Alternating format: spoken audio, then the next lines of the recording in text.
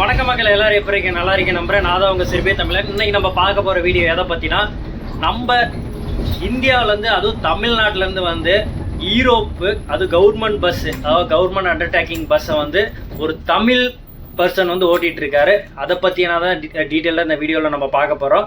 அதே மாதிரி அவரோட எக்ஸ்பீரியன்ஸை ஷேர் பண்ண போகிறாரு. அதனால வீடியோ ஸ்கிப் பண்ணாமல் பாருங்க. கண்டிப்பாக இந்த வீடியோ உங்களுக்கு யூஸ்ஃபுல்லாக இருக்கும், இன்ட்ரெஸ்டிங்காக இருக்கும். வாங்க இப்போ வீடியோக்குள்ள போகலாம். ஃபாலோவர்ஸ் கேட்குற ஒரே விஷயம், ஈரோப்பில் டிரைவர் ஜாப்ஸ் வேக்கன்ட் இருக்கான்னு தான் நிறைய பேர் கேட்டுட்ருக்கீங்க. அதுக்கான வழி என்னன்றதை நான் தெளிவாக சொல்கிறேன்னு உங்களுக்கு சொல்லியிருந்தேன். இப்போ நம்ம கூட நின்றுட்டு இருக்கவர் பார்த்தீங்கன்னா தமிழ்நாடு சேர்ந்தவர் தான். இவர் பார்த்தீங்கன்னா இங்கே செர்பியாவில் வந்து கவர்மெண்ட் அண்டர்டேக்கிங் பஸ்ஸை வந்து ஓட்டிகிட்டு இருக்காரு. இவரோட எக்ஸ்பீரியன்ஸ் ஷேர் பண்ணும்போது உங்களுக்கு கண்டிப்பாக நிறைய பேருக்கு யூஸ்ஃபுல்லாக இருக்கும்னு நம்புகிறேன். ஃபர்ஸ்ட் ஆஃப் ஆல் இவரை நான் இன்ட்ரடியூஸ் பண்ணிக்கிறேன். ப்ரோ வணக்கம் ப்ரோ. உங்கள் பேர் என்ன ப்ரோ? பிரதீப். ஓகே ப்ரோ, நீங்கள் இங்கே எத்தனை வருஷமாக பஸ் ஓட்டிகிட்டு இருக்கீங்க? 1.5 years. 1.5 years. ஓ, ரொம்ப எக்ஸ்பீரியன்ஸ். Okay bro, super. அதாவது நிறைய பேர் என்னோடய ஃபாலோவர்ஸ் என்ன கேட்குறாங்கன்னா, பஸ் டிரைவருக்கு யூரோப்புக்கு எப்படி வர்றது, அதுக்கு அப்ளை பண்ணுறதுக்கு ப்ராசஸ் என்ன, ஏஜென்சி நல்ல ஏஜென்சி தெரிஞ்சால் சொல்லுங்கள் ப்ரோன்னு தான் நிறைய பேர் என்கிட்ட அப்ரோச் பண்ணிருக்காங்க ப்ரோ. ஏன்னா வந்து ஃபர்ஸ்ட் ஆஃப் ஆல் நானே இங்கே உள்ளே வரும்போது எனக்கு ஒரு கரெக்டான வழி தெரியாது. அப்படின்ற போது நீங்கள் வந்து ஒரு 1.5 வருஷமாக ஒர்க் பண்ணிருக்கீங்க.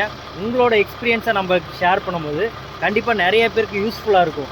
ஏன்னா டிரைவிங் வந்து பேட்ச் இருக்கணுமா, ஹெவி இருக்கணுமா, இல்லை லைட் இருந்தாலே வரலாமான்னு நிறைய பேர் என்கிட்ட கேட்டுட்டு இருக்காங்க. அப்படின்ற போது அவங்களுக்காக நீங்கள் வந்து சொல்கிற ஒவ்வொரு விஷயமும் ரொம்ப ஹெல்ப்ஃபுல்லாக இருக்கும்னு நம்புகிறேன் ப்ரோ.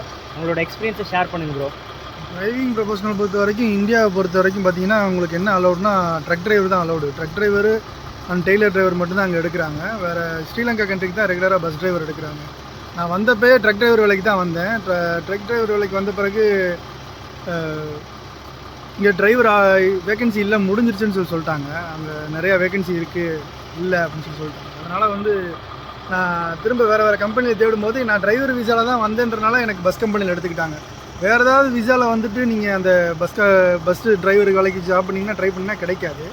பட் வந்து நீங்கள் ட்ரக் டிரைவருக்கு உள்ளே வந்துட்டு நீங்கள் டிரைவர் விசாவில் தான் உள்ளே வரீங்கன்னா கண்டிப்பான முறையில் கிடைக்க வாய்ப்பு இருக்குது. பஸ்ஸில் வேறு ஏதாவது கம்பெனியில் டிரைவர் ஓகே வந்த உடனே அந்த கம்பெனிலே தான் வந்து டிஆர்சி அப்புறம் லைசன்ஸ் எல்லாமே ஒரே கம்பெனியில் போடுறது பெட்ரு. ஆனால் மற்ற வேறு கம்பெனியில் மாறினீங்கன்னா அதெல்லாம் எடுக்கிறது ரொம்ப கஷ்டமாக இருக்கும். ஓகே ப்ரோ, நம்ம வியூவர்ஸ் எல்லாம் என்ன மாதிரி கேட்குறாங்கன்னா, எப்படி அப்ளை பண்ணலாம், கரெக்டான ஏஜென்சி என்ன இருக்குது, அது மாதிரி நிறைய பேர் கேட்டுட்டு இருக்காங்க. ஏன்னா பாதி பேர் தெரிய மாட்டேங்குது. ஹெவி லைசன்ஸ் வச்சுருக்காங்க, ஆனால் ட்ரக் டிரைவருக்கு வரணுன்றீங்க. அந்த ட்ரக் டிரைவருக்கு என்ன மாதிரி என்ன ட்ரைனிங் எடுக்கணும், நீங்கள் என்ன மாதிரி என்ன ட்ரைனிங் எடுத்துகிட்டு வந்தீங்க, அதை ஷேர் பண்ணிங்கன்னா கொஞ்சம் யூஸ்ஃபுல்லாக இருக்கும் ப்ரோ. நான் என்னை செலக்ட் பண்ணும்போது வந்து பார்த்தீங்கன்னா, எனக்கு ஏற்கனவே ட்ரக் ஓட்டின வீடியோ இருந்தாவே போதும்னு சொன்னாங்க. அதை வச்சு வீடியோ வச்சு செலக்ட் பண்ணிட்டாங்க. வேறு எந்த ஒரு இன்டர்வியூ இல்லை. நான் வந்தது ஒரு கன்ஸ்ட்ரக்ஷன் கம்பெனிக்கு வந்தேன். கன்ஸ்ட்ரக்ஷன் கம்பெனியில் வந்து வேகன்சி ஃபுல்லுன்றதுனாலே அடுத்த இதாக மூவ் பண்ணி நான் இங்கே வந்துட்டேன். பெல்கிரேட் சிட்டிக்குள்ளே வந்துட்டேன். வேலை தேடும்போது டிரைவர் ஓரியன்டாகவே தேடும்போது எனக்கு கிடச்சிருச்சு. ஸோ விசாவை பொறுத்து தான், நீங்கள் என்ன மாதிரி விசாவில் வரீங்களோ அதை பொறுத்து தான் ஒர்க்கு. ஸோ எந்த கம்பெனியில் வந்து உங்களுக்கு டிரைவர் ஆப்பர்ச்சுனிட்டி இருக்குதுன்னு முதல்ல பாருங்கள். அந்த கம்பெனியில் உங்களுக்கு டிரைவர் ஆப்பர்ச்சுனிட்டி முதல்ல அந்த கம்பெனி ஃபஸ்ட்டு உள்ளே நுழைஞ்சிருங்க.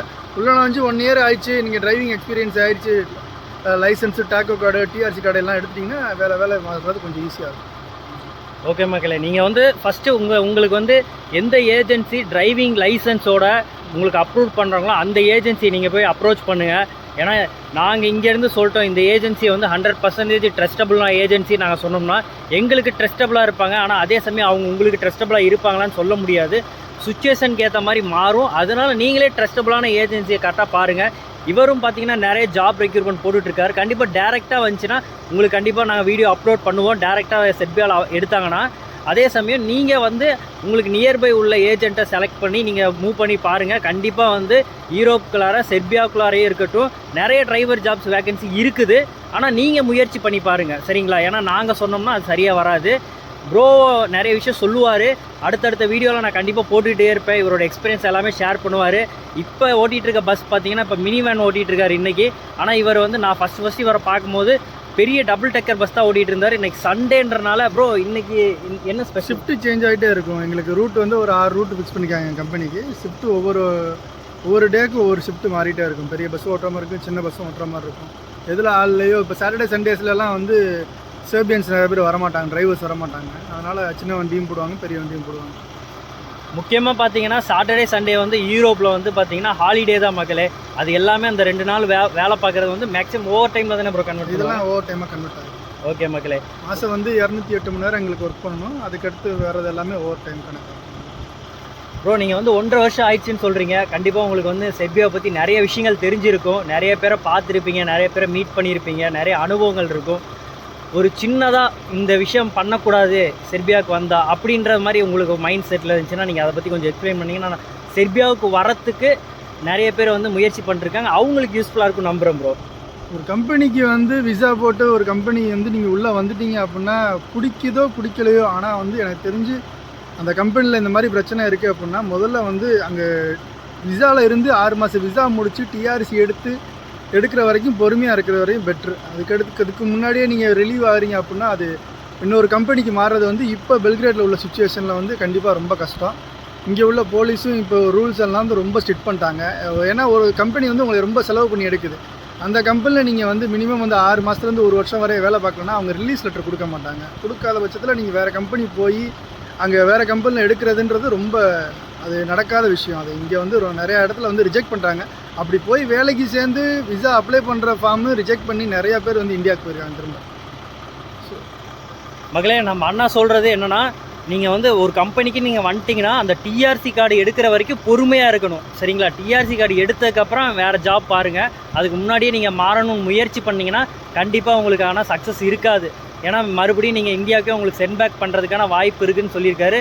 ரொம்ப முக்கியமான தகவல் இது. அது கண்டிப்பாக உங்களுக்கு யூஸ்ஃபுல்லாக இருக்குன்னு நினைக்கிறேன். நீங்கள் செர்பியா வந்தீங்கன்னா எவ்வளோ கஷ்டமாக இருந்தாலும் கொஞ்சம் அட்ஜஸ்ட் பண்ணி செர்பியாவில் மூவ் பண்ணுங்கள், சரிங்களா? ஒரு 6 to 9 மாதம் தான். அதுக்கப்புறம் உங்கள் கைக்கு டிஆர்சி வந்துடும். அதுக்கப்புறம் நீங்கள் சேஞ்ச் பண்ணுங்கள். அதுக்கு முன்னாடி சேஞ்ச் பண்ண வேணாம்னு சொல்கிறாரு. அப்படி தானே? ஓகே மகளே. ப்ரோ, நம்ம ஃபாலோவர்ஸ் ஒரு சிலர் வந்து என்ன கேட்டுட்டு இருக்காங்கன்னா, இப்போ எனக்கு வந்து ஒரு 6 மாதத்துலேருந்து 9 மாதம் ஒர்க் பண்ணி நான் டிஆர்சி கார்டு வாங்கிட்டேன், வேறு கம்பெனிக்கு எனக்கு ஷிஃப்ட் பண்ணணும். ஏன்னா இங்கே பார்த்தீங்கன்னா பாதி கம்பெனியில் சேலரி குறைவாக தான் தராங்க. அதனால் நான் ஒரு சில கம்பெனியில் நல்ல சம்பளத்தோட வேலைக்கு பார்த்துட்டேன், நான் ஷிஃப்ட் பண்ண போகிறேன். நான் இப்போ பழைய கம்பெனியில் வாங்க வேண்டிய டாக்குமெண்ட் என்னென்ன அப்படின்னு கேட்குறாங்க ப்ரோ. அதை பற்றி நீங்கள் ஏதாவது சொல்லுங்கள் ப்ரோ. ஃபஸ்ட்டு வந்து ரெசிக்னேஷன் லெட்டர் அவங்க கொடுப்பாங்க. ரிசைன் லெட்டர்னு ஒரு பேப்பர் வேணும். அப்புறம் வந்து பார்த்தீங்கன்னா M4 பேப்பர், நீங்கள் உங்களோட எம்ப்ளாய்மெண்ட் நம்பர்லாம் போட்ட ஒரு பேப்பர் ஒன்று இருக்கும். 3வது வந்து பார்த்தீங்கன்னா பிளேஸ் ஆஃப் ரிஜிஸ்ட்ரேஷன் சொல்லிட்டு ஒரு பேப்பர், 3 பேப்பர் இருக்கும். 3 பேப்பர் ரொம்ப முக்கியமான பேப்பர். இந்த 3 பேப்பருமே அவசியம். அடுத்த ஒரு வேலையில் நீங்கள் போய் ஜாயின் பண்ணுறதுன்னா அந்த கம்பெனி வந்து பழைய கம்பெனியோட ஒப்புதலோட தான் வந்திருக்கீங்க அப்படின்னு சொல்லி கேட்பாங்க. அது ஒன்று. 2வது, பழைய கம்பெனியில் உங்களுக்கு ஒர்க் ரிஜிஸ்டர் பண்ணியிருக்காங்களா, உங்களுக்கு இன்சூரன்ஸ் எல்லாம் இருக்கான்னு கேட்பாங்க. அந்த 2வது பேப்பர்.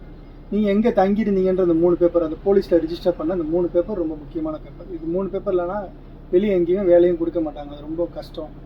இது ரொம்ப 3 பேப்பருமே ரொம்ப முக்கியமான பேப்பர். Okay bro. பிரதர் சொன்ன விஷயம் நிறைய பேருக்கு யூஸ்ஃபுல்லாக இருக்கும் நம்புகிறேன்.